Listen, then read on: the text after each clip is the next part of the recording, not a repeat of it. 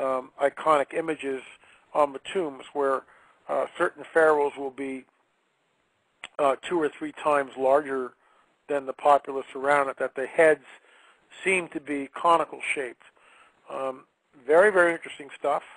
And again, we don't know. We know that the Nephilim were around in Genesis. We also know that later on there was a second incursion when the spies came into the Promised Land. I also believe even before that Sodom and Gomorrah was a Nephilim stronghold city, which is why they're going after strange flesh. And it just, the sin of Sodom and Gomorrah is, some people say it's homosexuality, and I would differ with that. I believe it was a Nephilim stronghold, and that's why the judgment came down. And once again, we see it happen on the land of Canaan, where Goliath certainly, well, when the spies go in, they say, we saw the Nephilim like grasshoppers in their sight, and then they finally go in, and this is why the command from the Most High God says, wipe them out to the man, woman, and child, because it's all demonic inbreeding is what we're looking at. And so that's why the decree comes out. So they were around, they were here, they continue to manifest throughout history. There's even legends in the United States where giant skeleton, 6 fingers, red hair, 9 to 12 feet tall, unearthed in Ohio and Tennessee. And as we push westward, there's also a possibility that the Anasazi, which just vanished off the face of the earth, they started building these cliff dwellings high up in the air. Why were they doing that? What were they afraid of? Why were they building all these places way up where you couldn't get to them? Sort of interesting, isn't it? And very. Yeah, and there's a friend of mine. Actually, I've heard this, and this is apocryphal, but I've talked to 2 or 3 different First Nations people about the idea of, in the movies we see when the First Nations people, American Indians, would raise their hand and say, how? That's a bunch of nonsense, a bunch of Hollywood thing. But what it does come from, which is real apparently, is that they would raise their hand to show that they would not have a 6-digit on their hand, because a 6-digit would be someone that you would immediately avoid. In other words, a modern Nephilim. There was also an apocryphal story which came across my desk probably about 5 or 6 years ago now. I don't know when, but it's a good ways back there.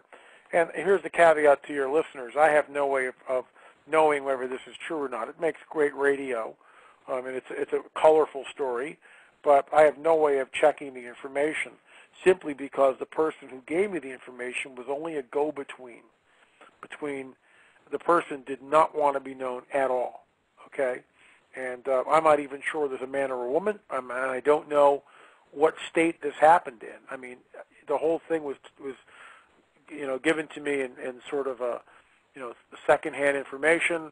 This guy was a go-between, never met the person on the other end. But the story is simply this: this person was working for the Forestry Service, the Conservation Corps, something like that. And all that may be, red herrings too. Who knows? But he or she was working in some sort of capacity like that. There was a flash flood, either in New Mexico or Colorado, Arizona. Again, don't know. Somewhere out near the Four Corners in that area. And allegedly, according to the story, that this flash flood lasted for about 2 or 3 days and washed away this ancient Indian burial ground. And in that burial ground were skeletons, 9 to 12 feet, red hair, 6 digits. And this person, he or she, was called into this area. They did an archaeological dig very quickly, bundled up the bodies, the bones, and the Smithsonian apparently came in and made everyone sign national security agreements that they would not talk about this under, penalty of who knows what. The crates were carted off, never seen again. So it's interesting, isn't it, that if that's true, and I have no way of knowing, we do know from other stories that other graves were found with these same anomalies. So it's very interesting, and of course that just blows the whole evolutionary theory of land bridge. I mean, where did these people come from? They're not indigenous. Red hair, 6 fingers, and what's interesting, is that when you take an archaeologist, it'll all tie in, I promise. when you take an archaeologist to a place in Lebanon called Baalbek, which houses the 3 largest stones ever hewn by anybody on this planet. They're called batrillithon, and they weigh over 1,200 tons. 1,200 tons each. And they're laid in this temple at Baalbek. No one knows has a clue who moved them or how, and the archaeologists will just shrug their shoulders. They have no idea. Well, lying about a quarter mile away in the quarry is the largest stone. It's still partially buried in the ground, estimated at 1,600 tons. You know, it's ridiculous. 1,600 tons. I mean, that's just way too heavy. And when you Google that, you'll see images of men standing next to the stone, and the stone just it almost looks like the Washington Monument. I mean, it's not quite as tall, but it's just crazy, and it's one single stone, well over 76 feet tall, and the sides are 16 feet by 14 feet. It's just ridiculous. It immediately begs the question: who moved these things? Who cut them, and how did they move them? An archaeologist shrugs their shoulders. Well, Occam Razors tells us that the simplest answer is usually the correct one. And the locals who still inhabit Baalbek in and around the area, thousands and thousands of years later, because of the oral traditions, tell us that the giants were responsible. Now, is that just colorful, local superstition, folklore, mythos, or are they pointing back through antiquity to some event that really happened? It's one thing to look at these pictures. I've never been to Baalbek. You basically can't go there. It's actually a Hezbollah stronghold. It's not like you're going to walk into Baalbek and, hi, I'm here to take some photos. It's just not going to happen. Interesting at that whole site, which I believe was a Nephilim stronghold, very close, by the way, to Mount Hermon. Mount Hermon is where the 200 fallen angels, according to the Book of Enoch, actually landed on Mount Hermon thousands and thousands of years ago, and Baalbek is fairly close into Mount Hermon. So to me, there's a definite link there, definite link. And it was a Nephilim stronghold. So I hope that answers, somewhat about sort of a circuitous answer there regarding, Egypt. But look, these guys were around. They procreated, and they were specifically the reason for the flood.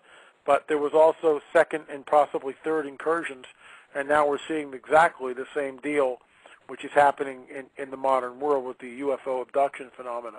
But that takes a while to get there and make the connection.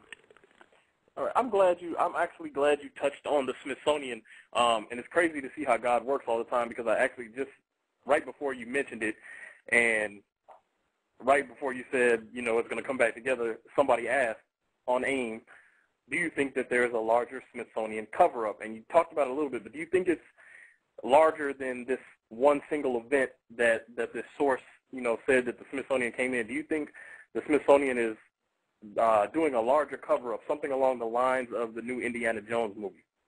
Yeah, and I'll tell you why. The smoking gun in one essence, in one scenario would be look at ClimateGate. These guys, these are scientists, right? It's supposedly scientists. They're supposed to be, they have ethics, and they're supposed to be above all this, they follow the evidence. Baloney. They skew the evidence. They hide the evidence. They obfuscate the evidence. Nat Geo did a thing on crop circles, a documentary on crop circles last night. I actually blogged about it this morning. What's interesting is one of the premier researchers at that institute, Linda Talbot, emailed me or actually commented on our blog, which is really cool. And I'm hoping to get her on my radio show, Acceleration Radio, or at least do an interview with her. And, and I just said, look, Nat Geo skews the evidence, and they do. They skew the evidence. They deliberately go out of their way to make sure that it fits their worldview and their paradigm. And, the Smithsonian has a worldview and a paradigm, and basically it's Darwinism. And so anything that might point to creationism, might point to the supernatural, they don't want to have anything to do with it, because it blows their theory completely out of the water. That, somehow we're just this accident of billions of years of evolution, and which is just such nonsense. If Darwin, I was asked, by the way, I'll be on the History Channel sometime in April, hopefully, if I get through the editing process. But they did a 3-hour interview with me, and we talked about a lot of this stuff. And they asked me about Darwinism, and I said, look, if Darwin knew about the DNA, the deoxyribonucleic double helix, which is the building blocks of all life and is incredibly complex, I mean, we're looking at like